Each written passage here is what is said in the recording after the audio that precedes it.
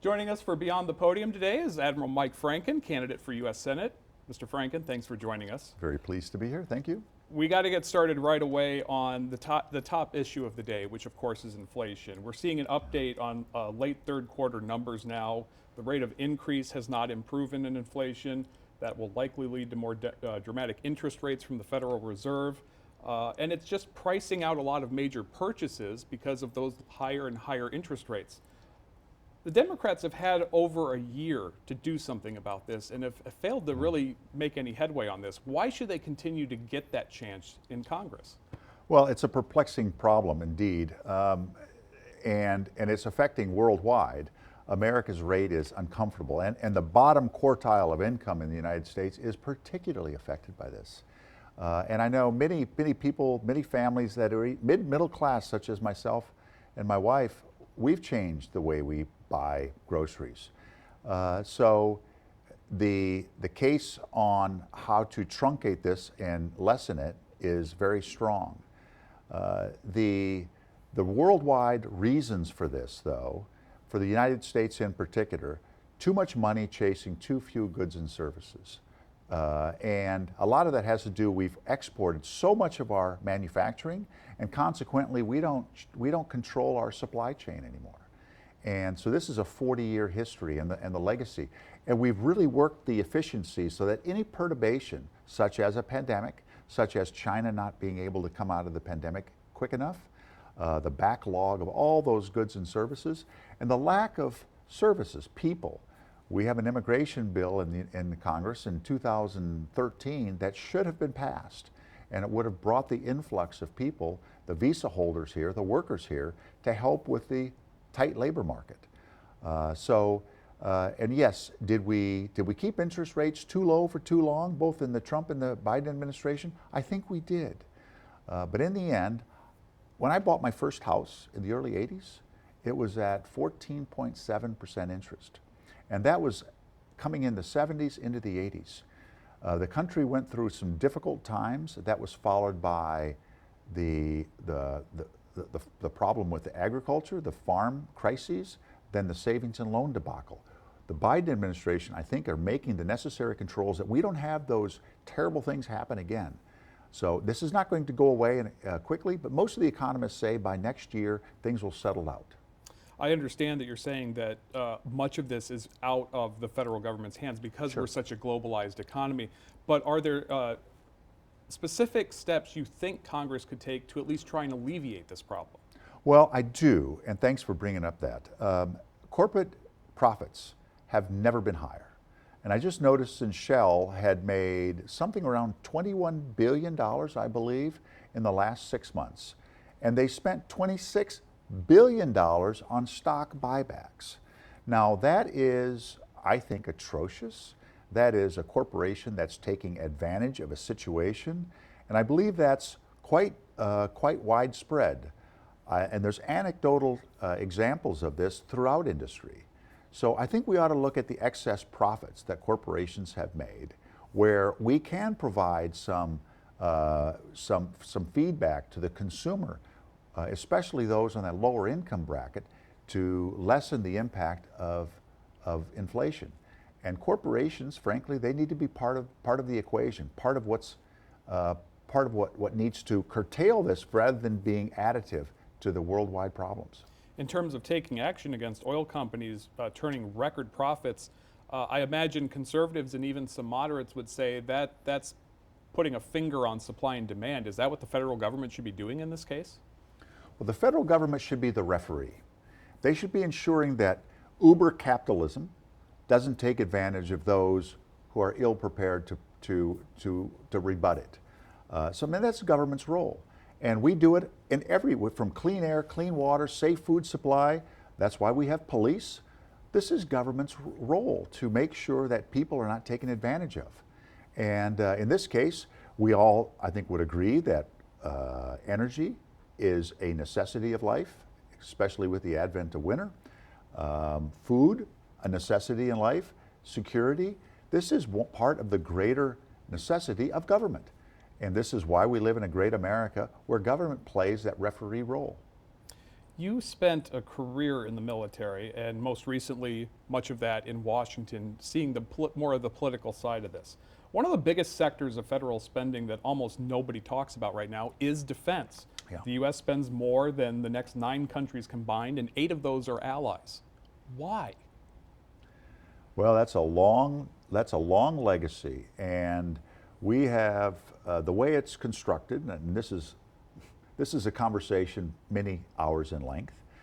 But we buy, and then we have to stay in step with inflation, and it is this asymptotic curve. As inflation is 6%, well, that boost is 6%, and then Congress every year throws in a kicker. Last year, it was measured in, I don't know, 20, $30 billion extra. And the political parties do this to show that they're strong on defense. Now, I have a broad perspective on this, perhaps more so than anybody in Congress today, having worked the conceptual development of defense budgets, posture statements from going back to the technical. I'm an engineer and a physics person, the technical, what equipments and architectures, how they're done. Even when I retired, I went back for the Trump administration in a pro bono basis and headed up the High Technology Task Force in America because I know how asymmetries, a terrorist unit, a country, think Russia, could impact and dishevel America. Now, in that detailed study done by 18 of the world's finest officials in specific areas, we said that defense budgets can be curtailed and spent otherwise, and we would be better for it and stronger for it. So I think I bring that to America, and I would bring that to companies like here in Cedar Rapids, that they would be on the leading edge of things to protect America better without spending precious money on legacy equipment that we will more than likely never use again. Quick follow-up, and hopefully it won't take hours to answer Sure. this, just to clear that up. You think there are ways to reduce the defense budget without harming the private sector portion of that could be negatively impacted? There are areas in the private sector who wax and wane with the equipment in which they build for centuries. And this is nothing new. Every business has it. Think of Polaroid, who made, or Kodak made film and suddenly gone. Things like this happen.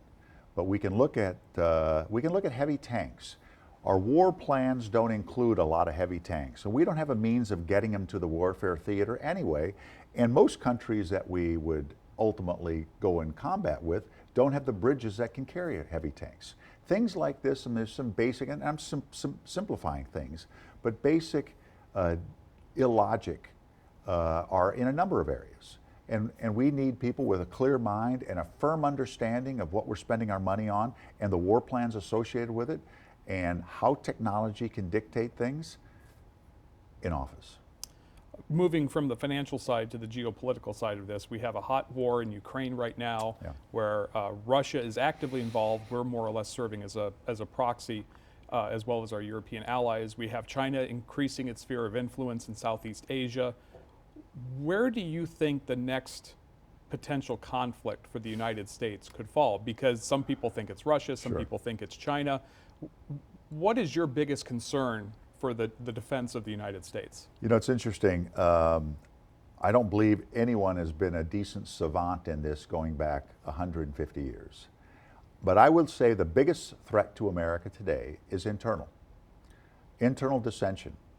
The animus that we have amongst political parties, the growth of these 1 or 2% organizations which have anarchy on their minds.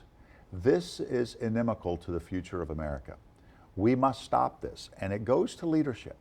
The people that are in Congress today, the leadership in Congress today, are the same group that were in a leadership position back when the America was really coalesced. We were together as a nation in, say, January of 2002. What has happened in 20 years? Well, we are at each other's throats. We're doing the splits. This is not the theme of my party. It is not about party politics. It's about country over party, people over politics. And if we want to make change in America, we should look to see who are the instigators of this animus and send them home packing. Kind of on that topic, you've recently come under attack from Senator Grassley and other leading Republicans after a comment you made in 2021 about Senator Rand Paul, saying that his neighbor might have been a little more than right when he attacked him, causing multiple injuries, including several broken ribs. Is that comment appropriate for a senator in Congress, particularly when you're talking about trying to resolve this animus? No, I'm glad I'm not a senator in Congress stating that. That was, what, 17 months ago, 20 months ago? I was a private citizen. And Rand Paul, Senator Paul, was saying something that was particularly galling, I think, to most Americans.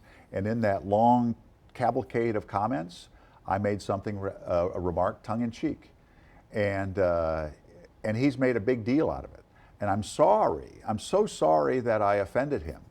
But you know, the interesting thing is, having spent almost 40 years in uniform and spent many years in combat, and many years missing those deployments and not having that luxury of that great big yard that they're arguing with his neighbor about, the last person I need to be spoken to in a scolding manner is an insurrectionist who hasn't apologized for his role in January 6th. You mentioned your time in Washington advising multiple presidents. What sticks out to you during that time? What, at least that you can tell us, would surprise people about the relationship between career politicians and members of the military trying to serve the people? Well, yeah, you're correct. Since Jimmy Carter, I've served every president, mostly by default in some distant location, but I was pretty close in the Obama and the Bush administrations, and the Trump administration less so. And I can say that I saw, like in the Bush administration at the cabinet level, how decisions are made, good and bad, and how the entering arguments get distilled, sorted out, so that for the person making that decision, they may not have all the facts, they may not have all the nuances of it. And oftentimes the person who is jumped over in the decision process should be the one at the table. So I surround myself with people who are not like-minded with me.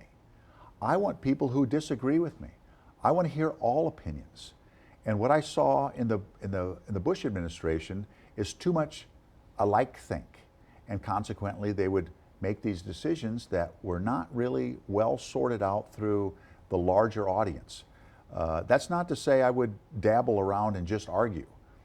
In a big management world, what you do is you get the big strategy right, and the leader then looks at the molecular level of execution: who, what, when, where, why, how. And all this area in between is where we've got good staff officials to bring the big plans forward. We need more of that. Regarding the Obama administration, oftentimes swinging a little bit too late and not quite fast enough on matters that they should have gotten on. Every administration, I mean, I've seen this in 9 different jobs in Washington, D.C., and also being involved in conflict throughout the globe. I've got an opinion on things. You can always criticize. As a person in the moment, it's hard to postulate what you would do. But I am ever so happy to be in this position, to be at the table in the next 6 years to come to make those decisions. Republicans continue to hit you and other Democrats, in their words, for supporting abortion all the way to the point of delivery. Now, they point to votes on measures that put no restrictions on late-term abortions, not by you, but by members of Congress. What do you say to that argument that Democrats are in support of abortion right up to the point of delivery? Well, and as Donald Trump would say, after delivery. So, here's the thing. I have 6 sisters. I'm a husband, wife, daughter, etc. I have worked to ensure that women have equality in every matter I've done, including bringing women on the first ship on a combat deployment in the United States Navy. And the last thing I want to do is be a male dictating what a woman's choice in life is. End of discussion. Now, regarding that late-term abortion process, that's 1% of the abortions worldwide, and in almost every case I know of, that child's been named, the room's been painted, the colors picked out, announcements have been made, and a malady has happened.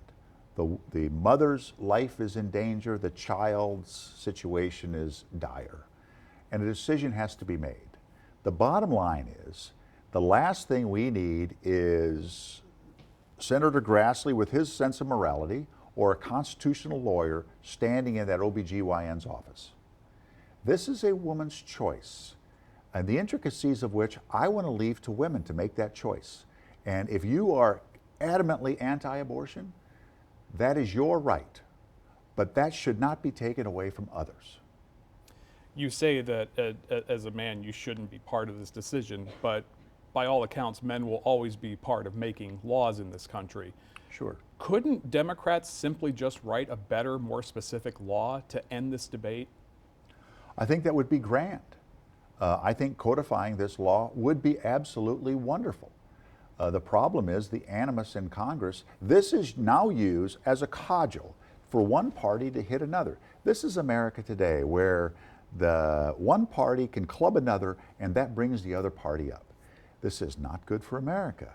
So we do this with the abortion issue, we do it with immigration, the southern border, a host of other issues, which are artificially generated and enhanced in import just so they can be part of the conversation to butt heads with each other.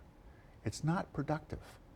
If we had well-meaning individuals who compromised, and that's not a dirty word, and moved forward on this matter, we would be a better nation for it. You mentioned immigration. Obviously, the southern border has been a major issue with record crossings, both those illegally crossing, those seeking asylum and waiting determination of their case. Should this problem be fixed? Is it a crisis, I guess, is my first question, and if it is or not, how do we fix it? It is a crisis. It's a humanitarian crisis. It is a cultural crisis. It is a crisis also for the towns and communities where these immigrants have come from. Is it a national security crisis?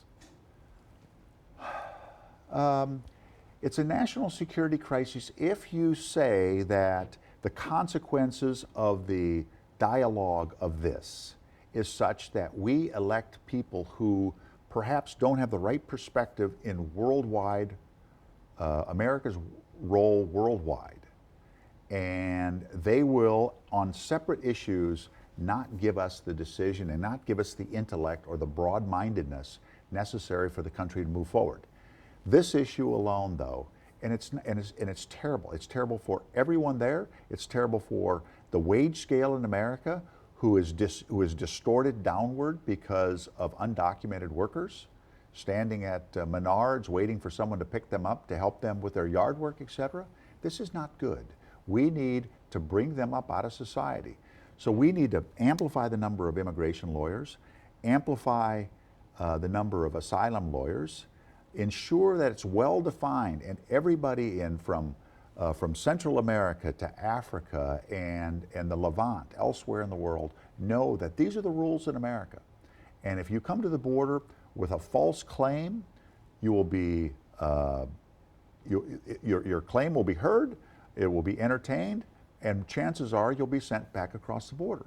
You know, we're not even following the international laws for asylum today. Because it is so distorted amongst the political parties. We need to relook at Title 42 and Title 9 and reevaluate for the future. Well, one other criticism from Republicans is it seems like Democrats, from President Biden, Vice President Harris, all the way down the line, are hesitant to visit the southern border to look at this problem. Would you commit, if elected, to go to the southern border and speak to the law enforcement officials on the front lines that are dealing with this every day? Happy to.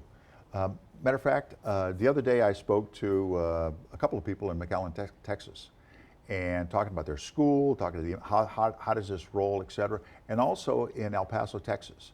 Now, I know those aren't the hotbeds for this, but I just wanted to get a sense of it. I've not been to the southern border. I spoke to some chief executive officers and some high officials in a company that was involved in looking out for the well-being of the asylum seekers, mostly, and how that was done to ensure, to get their assurance compared to what was being reported, to do the side by side.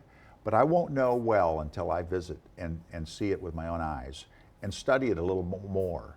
And I look forward to doing that. Last question. There's been a lot of talk about the lack of support here in Iowa for Democratic candidates by the national party and the national organizations.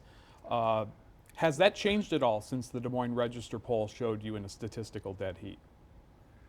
Well, I mean, I haven't been asking for people to come on my behalf that I know of. And I'm ever so happy for anyone to do so.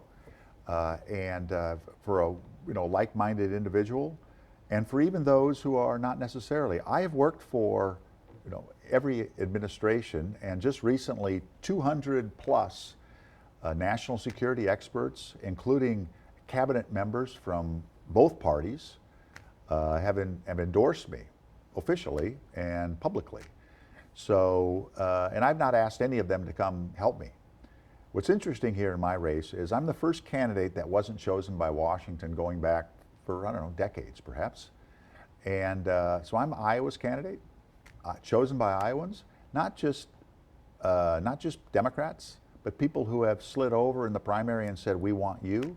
And we're seeing this now in the general election, that there's a growing, matter of fact, I mentioned to somebody that the number of Republicans for Franken is becoming an unwieldy stack. And that's a good thing. I believe in the end that Iowans are going to choose this, and an outside assistance is certainly helpful, but Iowans in the end will do the right thing. Well, I personally love polls because they're good snapshots in time, but ultimately the decision is going to come down to the numbers that we see after 8 o'clock next Tuesday. Indeed. Admiral Mike Franken, thanks for joining us for Beyond the Podium. Look forward to the conversation then.